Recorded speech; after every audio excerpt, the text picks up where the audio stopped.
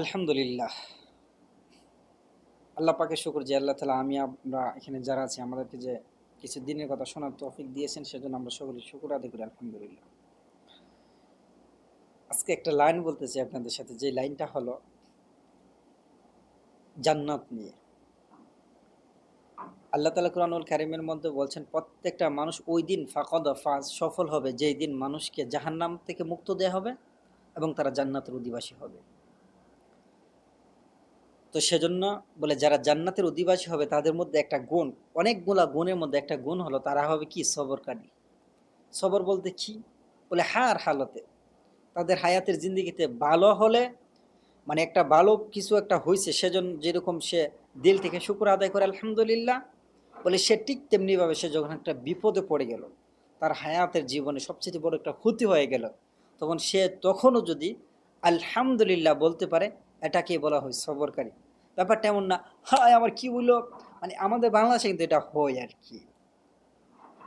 ধরেন কথার কথা কোনো একজন মারাই গেল, যারা শুকুর গুজার হয় তারা আলহামদুলিল্লাহ কিন্তু বলে, যদি এটা আমাদের বাংলাদেশে চলে না। এটা বললে তো হাই হাই হেদি খুশি হয়েছে মরণে, না ব্যাপারটা এমন না। বলে ভালো মন্দ প্রত্যেকটার মধ্যেই আমরা আল্লাহ শুকুর আদায় করা, হয়তো বা এর মধ্যে আমাদের কল্যাণ, এটাই আমাদের জন্য ফয়সালা কি, এটাই আমাদের জন্য ফয়সালা। সেজন্য জীবনে যেটাই হোক, আর এই জন্যই তো সাহাবে আজমাইনরা সুবহানাল্লাহ, উনারা বলে ওনাদের হায়াতের জিন্দগিতে আপনারা পড়ে দেখবেন, বলে ওনাদের জীবনে মানে দুনিয়া কোনোদিন ওনাদেরকে পেরাশানি করতে পারে নাই। কি করতে পারে নাই? বলে দুনিয়া ওনাদেরকে পেরাশানিত করতে পারে নাই। কেন? কারণ ওনারা তো দুনিয়াকে মূল্যই দিতেন না।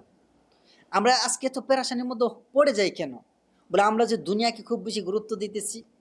দুনিয়াকে যখন মানুষ গুরুত্ব দিবে, দুনিয়াকে যখন মানুষ সবার উপরে নিয়ে আসবে, তখন মানুষ সে আসলে তেমন একটা সুখ পাবে না। সুখ মানুষ কখন পাবে জানেন? মানে মনের একটা প্রশান্তি। একটা হইলো মনে করেন সুখ, মানে একটা হইলো তো সুখ আর একটা হলো শান্তি। মানে সুখ শান্তি এর মধ্যে একটা হলো মানে দিলে প্রশান্তি পাওয়া। মানে একজন মানুষের হাজার কোটি টাকা আছে কিন্তু সে প্রশান্তি নাই, মানে তার দিলে কোনো প্রশান্তি নাই।